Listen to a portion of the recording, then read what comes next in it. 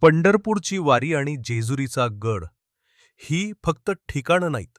ही आहेत महाराष्ट्राच्या श्रद्धेची दोन अखंड ज्योती.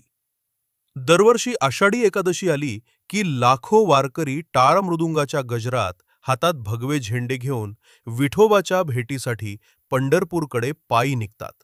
वारी म्हणजे भक्तीचा प्रवास, समतेचा अनुभव आणि संत ज्ञानेश्वर, संत तुकाराम यांच्या शिकवणींचं जिवंत दर्शन. वारकरी जातात गावोगाव, पावलोपावली विठ्ठलाचं नाम.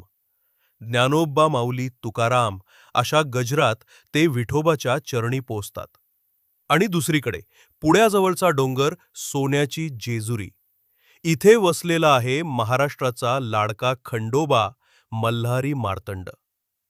शिवाचं योद्धारूप मानला जाणारा हा देव मणिमल्ल राक्षसांचा वध करून पृथ्वीवरील शांतता राखणारा. चंपाषष्ठी, माघ पौर्णिमा आणि हळदीच्या उधळणीत रंगलेली बास पर्वणी. या दिवशी जेजुरीत भक्तीचं आकाश पिवळसर झळाळून उठतं. यळकोट यळकोट जय मल्हारच्या गजरात गड दुमदुमतो आणि प्रत्येक भक्ताचं हृदय एकाच प्रेमात न्हालेलं दिसतं, मायभवाच्या. पंढरपूर असो किंवा जेजुरी, या दोन्ही जागा आपल्याला शिकवतात की भक्ती ही एकतेची भाषा आहे आणि श्रद्धा ही आपली ओळख. तर मित्रांनो, तुम्ही पंढरपूरच्या वारीत गेले आहात का?